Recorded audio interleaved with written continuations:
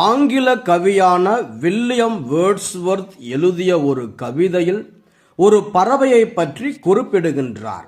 அந்த பறவையானது நார்வேயில் பறந்து கொண்டிருந்தது. திடீரென அது பறந்து கொண்டிருந்த பகுதியில் புயல் வீசி அதை தன் போக்கில் இழுத்து கொண்டு போனது. அந்த பறவைக்கு புயலின் போக்கில் பறக்க விருப்பமில்லை. மாறாக அது புயல் வீசிய திசைக்கு எதிர் திசையில் பறக்க முடிவு செய்தது.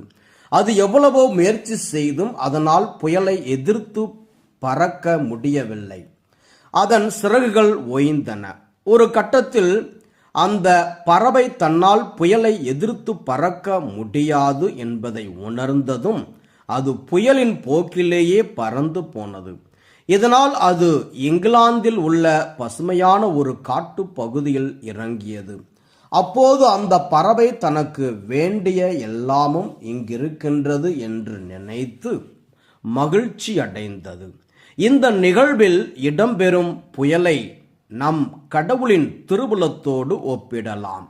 எப்போதெல்லாம் அந்த பறவை புயலை எதிர்த்து பறக்க நினைத்ததோ அப்போதெல்லாம் அதற்கு காயங்கள் ஏற்பட்டு சோர்ந்து போனது. மாறாக அது புயலின் போக்கில் பறந்து போனபோது மிக அற்புதமான இடத்தை அடைந்தது. நாமும் கடவுளின் திருவுளத்திற்கு எதிராக நடக்கின்ற போது துன்பங்களுக்கு மேல் துன்பங்களை சந்திக்கின்றோம்.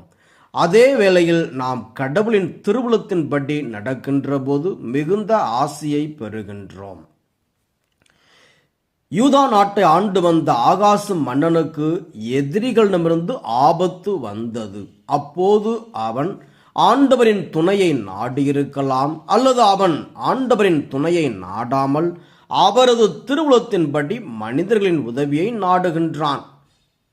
இதனால் இறைவாக்கினர் எசையா அவனிடம், என் கடவுளின் பொறுமையை கூட சோதித்து பார்க்கிறீர்களோ என்று சொல்லிவிட்டு, இதோ கன்னிப்பெண் கருவுற்று ஒரு ஆண்மகனை பெற்றெடுப்பார், அக்குழந்தைக்கு அவர் இம்மானுவேல் என்று பெயரிடுவார் என்றார்.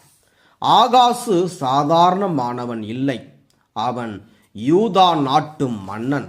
அப்படிப்பட்டவன் ஆண்டவரின் திருவுளத்தின்படி நடக்காத போது சாதாரண ஒரு பெண்ணான மரியா முதன்மை வானதூதர் கபிரியேலிடம், நான் ஆண்டவரின் அடிமை, உம் சொற்படியே நடக்கட்டும் என்று சொல்லி ஆண்டவரின் திருவுளத்தின்படி நடக்க முடிவு செய்தது வியப்பாயிருக்கின்றது.